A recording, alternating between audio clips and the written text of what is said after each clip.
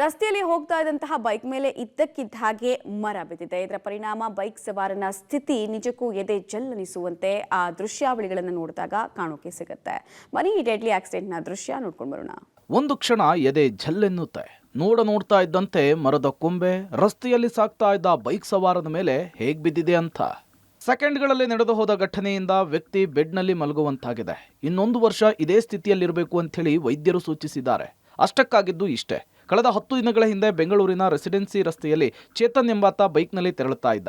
ಈ ವೇಳೆ ಬೈಕ್ ಸವಾರ ಚೇತನ್ ಮೇಲೆ ಮರದ ಕೊಂಬೆ ಬಿದ್ದಿದೆ. ಕೂಡಲೇ ಹತ್ತಿರದ ಬೌರಿಂಗ್ ಆಸ್ಪತ್ರೆಗೆ ದಾಖಲಿಸಲಾಯಿತು. ನಂತರ ಖಾಸಗಿ ಆಸ್ಪತ್ರೆಗೆ ದಾಖಲಿಸಲಾಯಿತು. ಬೈಕ್ ಸವಾರನ ಬೆನ್ನುಮೂಳೆ ಮುರಿದು ಸರ್ಜರಿ ಸಹ ಮಾಡಲಾಗಿದೆ. ಯಾವ ಸಮಯದಲ್ಲಿ ಯಾವ ಮರ ಬೀಳುತ್ತೋ, ಯಾವ ಮರದ ಕೊಂಬೆ ಬೀಳುತ್ತೋ ಅನ್ನುವ ಭಯದಲ್ಲಿ ವಾಹನ ಸವಾರರು ಓಡಾಡುವಂತಹ ಪರಿಸ್ಥಿತಿ ನಿರ್ಮಾಣವಾಗಿದೆ. ಇನ್ನು ಗಾಯಾಳು ಚೇತನ್ RR ನಗರದ ಸ್ಪರ್ಶ ಆಸ್ಪತ್ರೆಯಲ್ಲಿ ಚಿಕಿತ್ಸೆ ಪಡಿತಾ ಇದ್ದಾರೆ. ಬೆನ್ನು ಮೂಳೆ ಮುರಿದಿದ್ದು, ಎದೆ ಪಕ್ಕೆ ಮುರಿದಿದ್ದು ಗುಣಮುಖರಾಗಲಿಕ್ಕೆ 1 ವರ್ಷ ಬೇಕಂತೆ. ಮನೆಗೆ ಆಧಾರವಾಗಿದ್ದ ವ್ಯಕ್ತಿ ಆಸ್ಪತ್ರೆ ಸೇರಿದ್ದಕ್ಕೆ ಗಾಯಾಳು ಚೇತನ್ ಕಣ್ಣೀರು ಹಾಕ್ತಿದ್ದಾರೆ. ಸರ್ ಹೇಳಿ ಸರ್, ಅವತ್ತು ಏನಾಯಿತು ಸರ್? ಅದು ಸರ್ ಅವತ್ತು ಮಾರ್ಚ್ 7 ಬೆಳಗ್ಗೆ ಆಫೀಸ್ ಕೊಟ್ಟಿದ್ದೆ ನಾನು ನಾಗರಬಾವಿಯಿಂದ ರಿಚ್ಮೆಂಟ್ ಸರ್ಕಲ್ಗೆ. ಸೊ ಕಾನ್ವೆಂಟ್ ರೋಡಲ್ಲಿ ಹೋಗ್ಬೇಕಾದ್ರೆ ಮರ ನನ್ನ ಮೇಲೆ ಬಿದ್ದುಬಿಡ್ತು. ಸೊ ಅಲ್ಲಿ ಪ್ರಜ್ಞೆ ಹೊಟ್ಟೋಯ್ತು. ಅಲ್ಲಿಂದ ನನ್ನ ಬೋರಿಂಗ್ ಹಾಸ್ಪಿಟ್ಲಿಗೆ ಕರ್ಕೊಂಡೋದ್ರು. ಸೊ ಅಲ್ಲಿಂದ ಆಮೇಲೆ ನನ್ನ ಇನ್ಫೆಂಟ್ರಿ ಸ್ಪರ್ಶ ಹಾಸ್ಪಿಟ್ಲಿಗೆ ಕರ್ಕೊಂಡೋಗಿ ಅಲ್ಲಿ ಇಮಿಡಿಯೇಟ್ ಸರ್ಜರಿ ಮಾಡಿದ್ರಲ್ಲಿ. ಸೊ ಸರ್ಜರಿ ಮಾಡಿದ್ಮೇಲೆ ಏನು ಫ್ರ್ಯಾಕ್ಚರ್ ಆಗಿದೆ ಏನು ಸರ್? ಸೊ ಸರ್ಜರಿ ಮಾಡಿದ್ಮೇಲೆ ಗೊತ್ತಾಗಿದ್ದು, ಸೊ ಬೋನು ರಿಬ್ ಫ್ರ್ಯಾಕ್ಚರ್ ಆಗಿದೆ.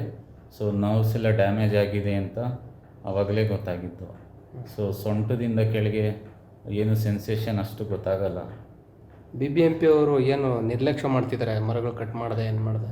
ಇಲ್ಲ ಸರ್, BBMP ಅವರು ಕೇರ್ಲೆಸ್ ಸರ್. ಅವರು ಅಷ್ಟು ನಾವು ಅವ್ರು ಹೇಳಿದ್ರು, ಈ ಥರ ಕಂಪ್ಲೇಂಟ್ ಕೊಟ್ಟೆ ಸರ್ ಅವ್ರ ಮೇಲೆ. ಈ ಥರ BBMP ಮತ್ತು ಗುಡ್ ಶೆಪರ್ಡ್ ಸ್ಕೂಲ್ ಮೇಲೂ ಮೆಂಟಲಿ, ಫೈನಾನ್ಷಿಯಲಿ, ಫಿಸಿಕಲಿ ನಾನು ಎಷ್ಟು ಸಫರ್ ಮಾಡ್ತಾ ಇದ್ದೀನಿ ನನಗೆ ಗೊತ್ತು.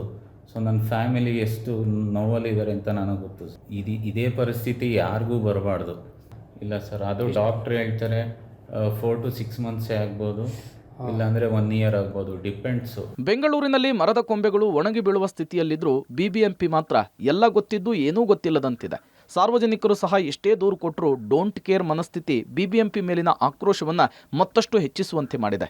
BBMP ಇನ್ನಾದರೂ ಎಚ್ಚೆತ್ತುಕೊಂಡು ಒಣಗಿರುವ ಮರದ ಕೊಂಬೆಗಳನ್ನು ತೆರವು ಮಾಡುವ ಕಾರ್ಯ ಮಾಡಬೇಕು.